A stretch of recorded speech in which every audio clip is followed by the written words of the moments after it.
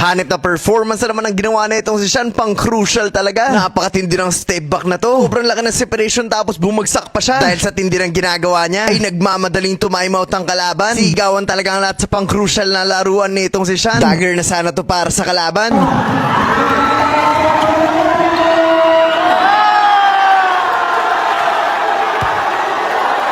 So guys, nakakatuwa, kaninang 6:30 ng umaga, ito kaagad naabutan ko. Nakaayos na yung lamesa, nakaayos na yung TV, ready na para sa online fellowship na ginagawa namin. Ibig sabihin, meron talaga kami members dito na nagsistep up at talagang binibigyan ng halaga itong morning devotion. At sa ganung paraan, alam mo talaga natatransform ang bawat isa. Focusing on the Word of God. Anyway, kung hindi ka pa nakaka-order ng Toy Story Collection, pwede ka pa umabol. I-click mo lang yung link sa comment section. Ilang araw na lang kasi mafe-face out na to. At sa pagbili nyo po ng jersey ay nakatulong kayo na malaki. Dahil lahat po ng kikitain nito ay gagamitin namin for the missions. Kaya click the link and get your Toy Story Collection now. So bago po natin ituloy ito ay meron po muna akong gustong i-share sa inyo. Sabi sa Psalm 62 verses 1 and 2, sa Diyos lang ako may kapahingahan. Ang kaligtasan ko ay nagmumula sa Kanya. Siya lang ang aking batong kanlungan at kaligtasan. Siya ang aking tanggulan, kaya ligtas ako sa kapahamakan. Kung papansinin natin mabuti, walang dahil sa atin dito. Lahat ng ito ay dahil sa Panginoon. Yung rest na hinahanap mo, sa Kanya mo lang makikita. Yung tagumpay na hinahanap mo, sa Kanya mo lang makikita. Yung kaligtasan na hinahanap mo, sa Kanya mo lang makikita. Ang problema, marami sa atin ang hinahanap to sa iba. Marami sa atin ang naghahanap ng sagot pero ayaw lumapit sa Panginoon. Ayaw nilang maghintay. Gusto nila sarili nilang diskarte. Kaya ang ending, lagi tayong naliligaw. Pero pag sa Panginoon ka totoong nakasandal, you will never be shaken. Magkaroon man ng mga bagay na hindi mo inaasahan, ay magiging matatag ka. Hindi dahil malakas ka, kung hindi dahil alam mo kung sino yung inaasahan mo. Kaya kung umaasa ka pa rin sa ibang bagay,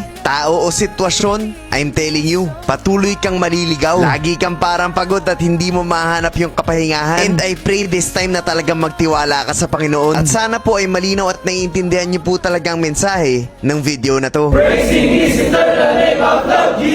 Punta na tayo dito sa game kung saan naghalimaw na naman itong si Sean. Pero bago ang lahat, sa mga gusto mag-invite sa amin sa isang dive series, i-message na itong number na to. Dahil malay nyo, dyan na kami dumayo sa mga susunod. You may reserve your slots, kaya ano pang hinihintay yung message na at magkita-kita tayo sa mga dayo. Ganda ng ginawa ni Sean dito. Pag kick out ka sa kanya, biglang pumake tapos umatake. Nung inatrack niya na yung lahat ng depensa, ayun na, drop us sa gitna. At sa tuwing nakikita ko siya, hindi na ako nagdadalawang isip. Paano ba naman buo na yung tiwala ko? Sobrang shooter na. Pero kahit gaano kagaling, meron talaga mga ganitong pagkakataon kung saan hindi mo masushoot yung madadaling tira. Natrack na naman niya yung depensa tapos pag kick out niya, ay napasaan niya pala si Coach Ma'am. Shooter yan, assist na yan. Ay tingnan natin, mali pala, Coach Ding Dong pala. Ang ganda na ito, excited na lahat ng mga tao. Biglang, ayun, ref, yung ref umaharang, hindi ko rin nakita.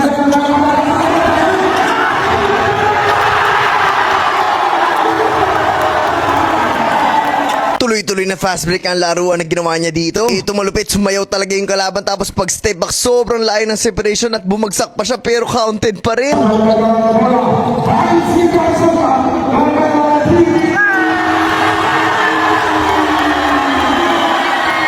Ganda ng peke ni Coach Ding Dong dito, napatalon. Pagtira ko nga lang sumablay pero nandyan siya, napakasipag pumulot ng mga sablay. Sobrang crucial ng tira na yun kaya naman napatime out ang kalaban.